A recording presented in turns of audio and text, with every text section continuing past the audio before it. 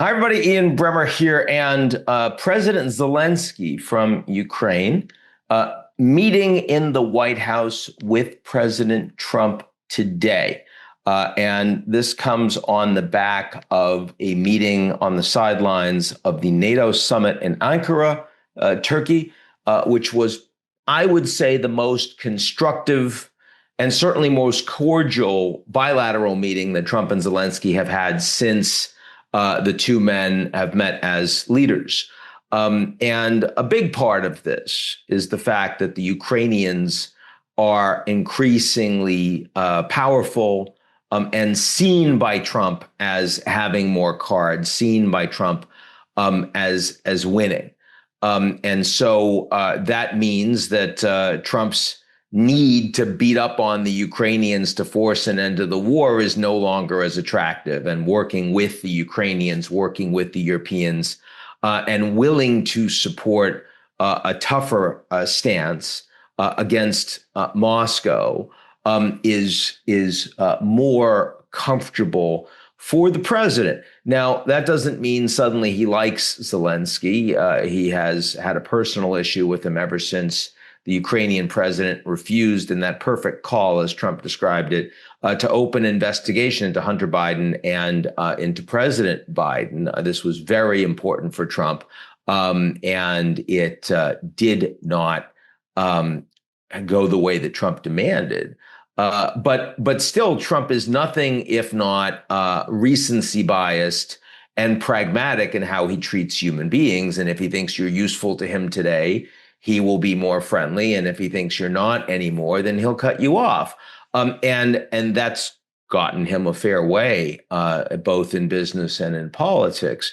Now, a couple of things I think are worth discussing here as the backdrop of the meeting. First is that of late, Zelensky has been trying to talk about how the Russians are causing all sorts of problems in Iran, that they're providing satellite imagery that's allowing the Iranians to have very, very targeted and successful strikes against U.S. bases in the region. And I've certainly heard from the U.S. military that there are no craters in places that are scattershot. In other words, I mean, the strikes that are being made by the Iranians against American bases are either getting shot down or they're hitting exactly what they're meant to hit. And so it is very credible to me that they're getting support from Russian satellites to be able to target the U.S. And Zelensky wants to get that message through to Trump to make a difference. It's not going to. Trump isn't willing to go after the Russians or the Chinese for supporting Iran. And also his view is that the Americans and the Europeans are supporting Ukraine in a proxy war against Russia. Why wouldn't the Russians cause problems for the United States in Iran and more broadly? This is not surprising to Trump, and it's not going to get him more drawn into a war than he wants to get drawn into.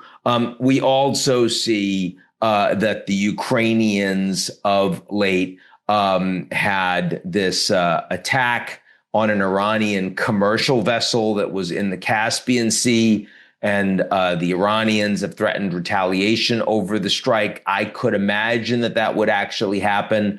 And so there'll be a lot of headlines if it does on how these two wars are morphing, coming together. Not the case. I don't see the Ukrainians opening up a second front.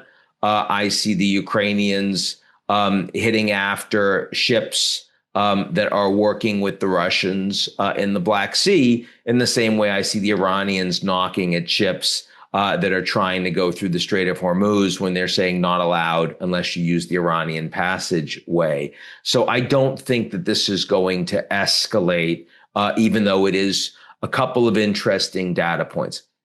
The other important thing that we've seen happening in the past couple weeks has been domestic governance inside Ukraine, a very big fight about the sudden firing of Mikhailo Fyodorov, who was the defense chief in Ukraine, quite popular both domestically among the troops as well as internationally with big tech and the military. This was a guy who was driving a new way of redeveloping Ukrainian military strategy, not as focused on the front lines and defending every inch, instead focused on building capabilities to defend with fewer troops and to attack deep inside Russian lines with more and more advanced drone capability. That's been successful. But he was sacked, and he was sacked because the stronger institutionalist Syrsky wanted him gone, and these two men couldn't stand each other. There was a massive amount of popular backlash against that, and ultimately Zelensky backed down to popular opinion and sacked Syrsky. And invited Fyodorov to come back as a deputy defense minister, which he's not going to accept. But nonetheless, the new defense minister is someone who is more popular and more aligned with Fyodorov. This is not the first time it's happened. We saw this happening with Valery Zaluzhny, who had been the commander-in-chief of the armed forces. He was getting too popular. He was seen as a political threat to Zelensky. He got rid of him and instead sent him as ambassador to the UK. We saw this with Dmytro Kuleba, a friend of mine, former Ukrainian foreign minister, extremely talented, liked and trusted by a lot of foreign leaders around the world. Zelensky thought he was getting too big and too important, so he sacked him. The view has been that Zelensky doesn't really tolerate anyone getting too close to the sun. And we also saw that Zelensky has been forced to back down. This was a couple of years ago when he was trying to undo this law, weakening the anti-corruption overseers in Ukraine. And that would have allowed for a lot of the institutionalists to make a lot more dirty money. The population turned out against it, and he was forced to reverse it. Now, good news is that ultimately the people of Ukraine have real impact in how Ukraine is governed, and Zelensky is susceptible to making those changes in course. Bad news is that Zelensky's looking weaker and weaker, and his ability to run a successful presidential campaign for re-election when and if they have elections, because right now, martial law, they're not, is also looking more problematic. So Ukraine, yes, is a democracy, yes, is representative, but still has significant problems with corruption and has a president with an ego. On the other hand, we can't compare any of this to what's going on in Russia. And the fact that all of this is being covered by the Ukrainian media, is talked about by the Ukrainian people, that is the way a competitive democracy, even a weak one, is supposed to run. In Russia, you do this sort of stuff and you get thrown out of a window if you're lucky. And who knows what happens to your family.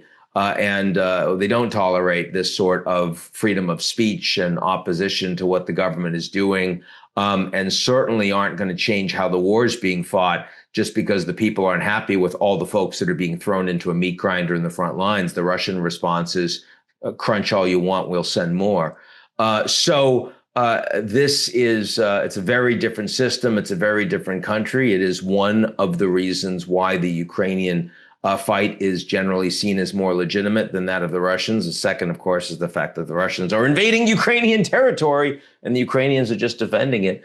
And no, I don't accept any of the conspiracy theories that say that it was Biden that started the war, the Ukrainians that started the war, or how dare the Ukrainians want to join NATO? Why would they, as a weaker country, have sovereignty over their defense alignments or their willingness to join the EU or any of that? I mean, they're smaller, so Russia should be able to dictate what they do. It's kind of like, the Don Roe doctrine. And if you're, a smaller country in America's shadow, you don't really get full sovereignty. I don't accept that. The Mexicans don't accept that. And certainly the Ukrainians don't accept that for Russia. So that's a little bit of where we are on Russia-Ukraine, an update on a very fast moving and still 4 years into this war. Sadly, no end in sight to the brutality. That's it for me. I will talk to y'all real soon.